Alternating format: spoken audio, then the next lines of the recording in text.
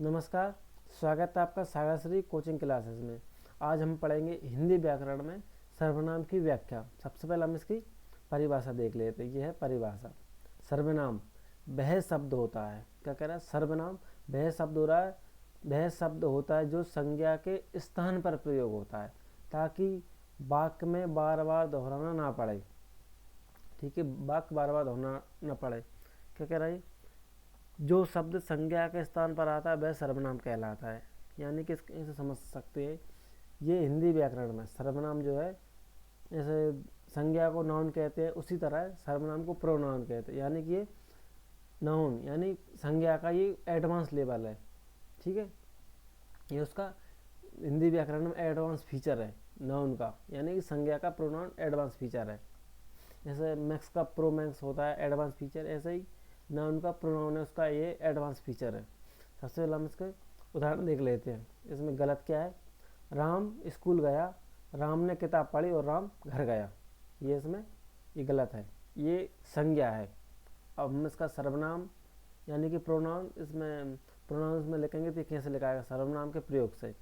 Ram school गया, वह ने किताब पढ़ी और वह घर गया।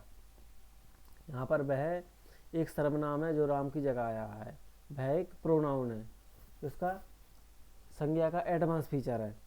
हम सर्वनाम के भेद देख लेते हैं। सर्वनाम मुख्यतः 6 प्रकार का होता है, उसको देख लेते हैं। पहला है पुरुषवाचक सर्वनाम, जो किसी व्यक्ति को दर्शाए। क्या कह रहा है, ये पुरुषवाचक सर्वनाम जो किसी व्यक्ति को दर्शाए। जैसे उदाहरण के लिए मैं, तुम, वह और हम।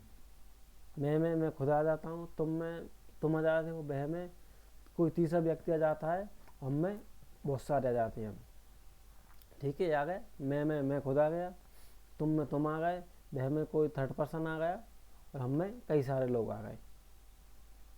यह निश्चयवाचक यानी कि डेफिनेट है। ये निश्चयवाचक सर्वनाम है, मतलब ये डेफिनेट, ये पक्का बात कर रहा है उसके विषय में, उस विषय के बारे में, किसी निश्चित व्यक्ति या वस्तु को दर्शाए। ठीक है, उदाहरण यह, वह और वही, यानी कि यह दिस इज और ये वही। ठीक है, अब हम देख लेते हैं अनिश्चयवाचक, इसका अपोजिट अनिश्चयवाचक, किसी अनिश्चित व्यक्ति या वस्तु को दर्शाए। उदाहरण कोई, कुछ, किसी। प्रश्नवाचक यानी कि ये क्वेश्चन का है, ये क्वेश्चन टाइप है, यानी कि प्रश्न पूछने के लिए। क्या कर रहा है, ये प्रश्न पूछने के लिए। उदाहरण कौन, क्या और किसने। 5 है संबंधवाचक, यानी कि रिलेशन वाला है, ये रिलेशन को दर्शा रहा है। जैसे दो वाक्य को जोड़ने वाला, रिलेशन है इन दोनों वाक्य में जोड़ने के लिए, ये रिलेशन वाला है। जैसे जो, जैसा, जितना, मतलब जो भी है ठीक है, जैसा भी है बढ़िया है, जितना भी है बहुत है, ये संबंधवाचक है। जैसे निजवाचक यानी कि ये पर्सनल है, पर्सनल प्रोनाउन है ये। ठीक है, व्यक्ति अपनेपन को दर्शाए, जैसे स्वयं, अपना और खुद, ये पर्सनल है। हम इसके उदाहरण देख लेते हैं पहले एक बार। यानी कि मैं स्कूल जाता हूँ, मैं स्कूल जाता हूँ पुरुषवाचक है। यह मेरी किताब है, ये डेफिनेट है। क्या कह रहा है, किताब था लेकिन क्या कह रहा है, यह, ये जो शब्द है यह प्रोनाउन, यह मेरी किताब है। कोई दरवाज़ा खटखटा रहा है, कोई यानी कि इनडेफिनेट है ये, यानी कि निश्चय नहीं है। कोई दरवाज़ा खटखटा रहा है, ये अनिश्चयवाचक है। कौन बोल रहा है, ये क्वेश्चन कर रहा है। यहाँ कौन क्या है, प्रोनाउन है ये, लेकिन ये क्वेश्चन कर रहा है, तो ये क्या होगा, प्रश्नवाचक।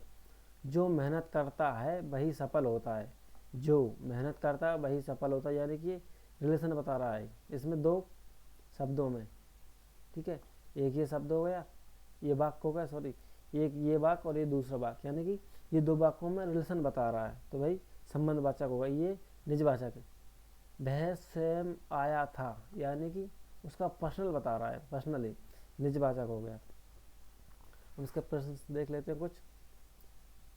वह स्कूल गया, क्या तुमने खाना खाया, कोई दरवाजे पर है, जो करेगा वही पाएगा। इनके आपको कमेंट में आंसर देना है।